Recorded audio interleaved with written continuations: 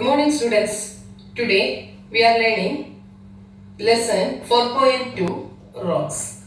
Today's topic is fossils and types of soil. The objectives are: first objective to define fossils. Second objective to describe dating of rocks by using fossils. And the third objective is to differentiate different types of soil.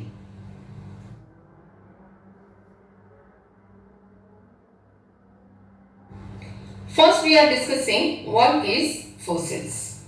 Fossils are the remains of plants and animals that lived millions of years ago. There are two pictures. The first picture shows a fossil formed by plants, and the second picture it shows a fossil it is formed from animals that lived millions of years ago. Now we are discussing why the fossils are found on sedimentary rocks, not in metamorphic or igneous rocks. Most of the fossils occur in sedimentary rocks because due to heat and pressure the remains would be destroyed during the formation of igneous and metamorphic rocks.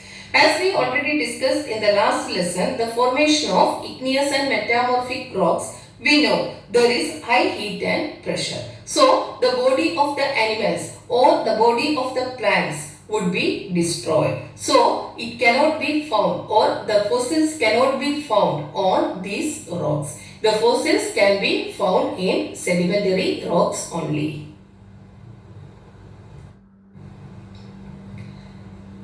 Now, we are discussing why very few fossils are found of creatures with soft bodies. That means most of the fossils found with animals of hard shells or hard bodies. Because the reason is, if the fossils are formed by soft bodies due to heat and pressure, the fossil's body can be destroyed. They don't have hard shell or skeleton. If they have hard shell or skeleton, there is a possibility of not destroying this hard shell or skeleton and is able to form fossils on rocks.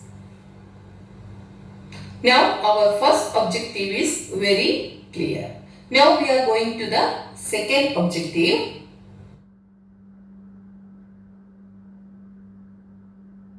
That is dating of rocks by fossils. Fossils can be used to date rocks, means can be used to find the age of rocks. The reason is the formation of fossils or the deposition of fossils on the rocks and the formation of rocks are taking place at the same age. If we are taking or if we are finding the age of the fossil, the age of the rocks also will be same. So we can use fossils for dating of rocks.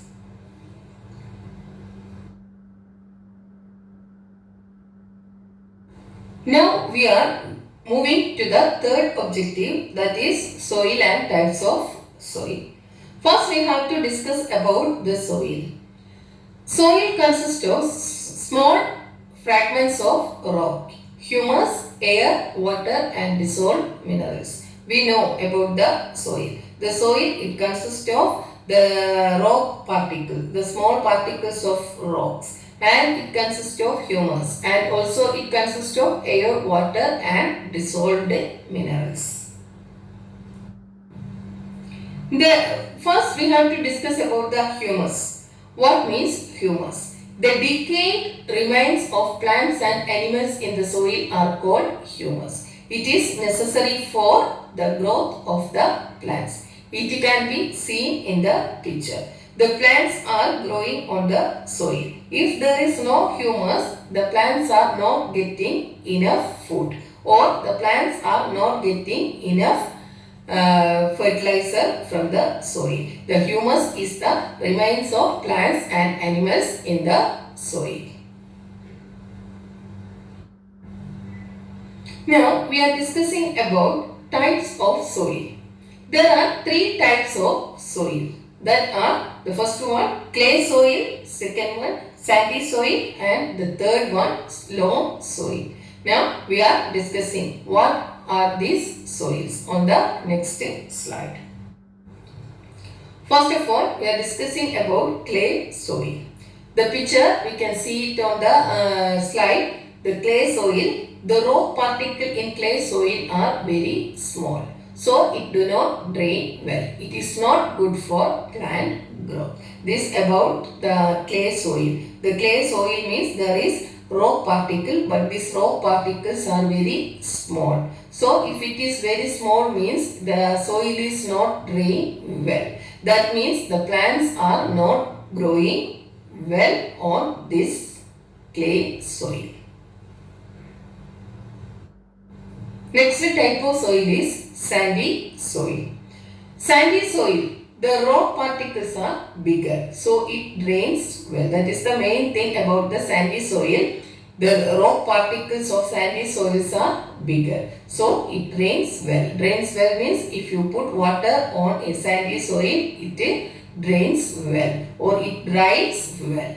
It can dry out very quickly and do not hold nutrients so well. If it is drains quickly, it cannot hold nutrients. So this leads to poor plant growth. That we know, the sand.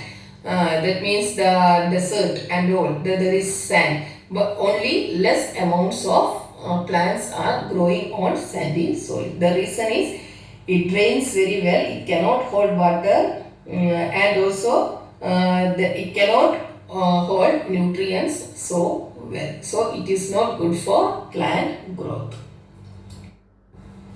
Now the last type of soil, it is loam soil. Loam soil, it is a mixture of sand and clay particles. So it is ideal for plant growth. That means loam soil, it is a mixture of sand and clay particles. So it not drains quickly and also it can hold nutrients on it. So it is ideal for plant growth. It holds plant nutrients and it can hold the water and it can hold the humus. So loam soil, it is the best soil for all the plant growth. These are about the types of soil. Now we finished our third objective and also we finished our lesson. I hope you all understood the lesson very well. Thank you and have a